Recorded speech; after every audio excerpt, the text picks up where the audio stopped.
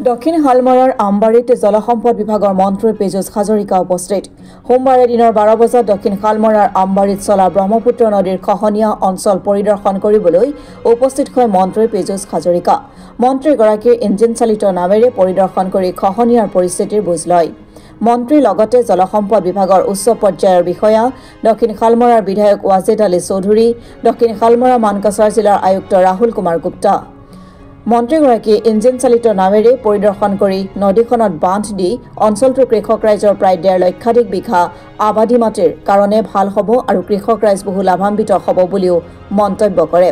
যাৰ ফলত মন্ত্ৰীগৰাকীয়ে অঞ্চলটোত 6 কোটি টকাৰে পাৰ্কোপাইনৰ কাম কৰিব বুলি সাংবাদিকৰ আগত মন্তব্য কৰে।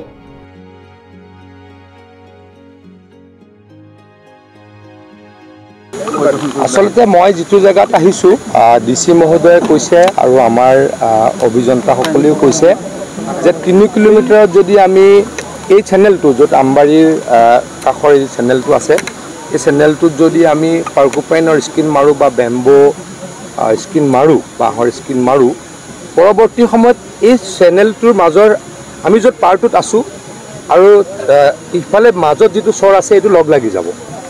আমাৰ গুটে লগ লাগি যোৱা এটা পৰিকল্পনা আৰু এই দুইটা এই চ্যানেলটো যদি নাইকিয়া হৈ যায় একেদিনাই নাইকিয়া নহব তো 3 বছৰ 4 বছৰ লাগিব কিন্তু এতিয়াৰ পৰা যদি আমি কাম কৰো প্ৰায় 1.5 লাখ বিঘা মাটি ওলাব।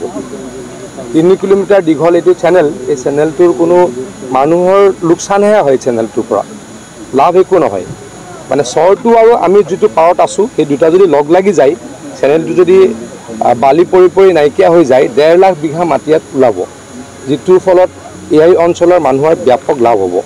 এটোৱে মোক ডিসি মহোদয়ে বুজাইছে আমাৰ ইঞ্জিনিয়াৰ সকলে বুজাইছে তেখেতলোকে 6.5 কোটি টকাৰ এস্টিমেটও কৰিছে এই গুটেখিনি মই দিবলৈকে অতি সোনকালে চেষ্টা কৰিম। সাকুবুতো বহুত পাৰ্কোপাইনৰ কাম হৈছে কিন্তু ফলপ্ৰসূ আমি এডিবিত এই কামখিনি হ'ব ফেজ ওয়াইজত এডিবি ফান্ডেড আমি এটা এডিবি ফান্ডেড নহয় কেন্দ্ৰীয় চৰকাৰে আমাক এটা এডিবিৰ পৰা লোন লৈ দিছিলে যেটো লোন কেন্দ্ৰীয় চৰকাৰে 90% মাৰে আৰু অসম চৰকাৰে আমি 10% মাৰো হেতুত এটো সেকেন্ড ফেজৰ কাম আমাৰ যেতিয়া আৰম্ভ হ'ব এতিয়া আপাৰ আসামত মধ্য অসমত সেই গুটেখিনি কাম চলি আছে আৰু লোৱাৰ আসামত সেকেন্ড ফেজৰ কাম হ'ব ইয়াত প্ৰায় এই মানকাছাৰ বা আমাৰ ধুবুৰী অঞ্চলত প্ৰায় 500-600 কোটি টকাৰ কাম আৰম্ভ হ'ব তেতিয়া পাৰ্মানেন্ট প্ৰটেকচন হ'ব। স্যাৰ ইয়াতে গ্ৰেজুৱেলি কামখিনি কৰিবলৈকে চেষ্টা কৰি আছো। নিজে আহি কি পৰ্যবেক্ষণ কৰিব আছে মই চাওক যোৱাবাৰো আহিছো আজিও আহিছো যোৱাবাৰো মই কাম কৰিছো যোৱাবাৰো ডেফিনেটলি টেম্পৰেৰী কামেই কৰিছো।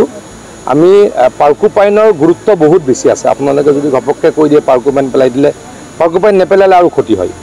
স্যাৰ ইয়াৰ পূৰ্বতে 56 কোটি টকাৰ কাম মই নাজানো মোৰ দিনত হোৱা নাই মোৰ দিনত 56 কোটি হোৱা নাই মই আকৌ কৈছো আমি বহুত মথাউৰি ৰাখিছো বহুত